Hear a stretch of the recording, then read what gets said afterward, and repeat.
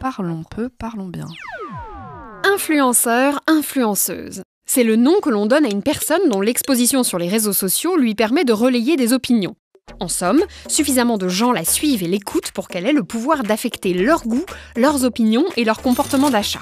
Le mot a émergé tout doucement dans les années 90 pour qualifier l'action de certains blogueurs. D'abord, on les a nommés blogueurs d'influence, puis tout simplement influenceurs. L'invention du mot signe l'apparition d'un médiateur entre les marques et les consommateurs. Proche des consommateurs puisqu'il en est un, l'influenceur est bien plus persuasif qu'une simple réclame publicitaire. C'est là que se situe l'influence, dans la persuasion.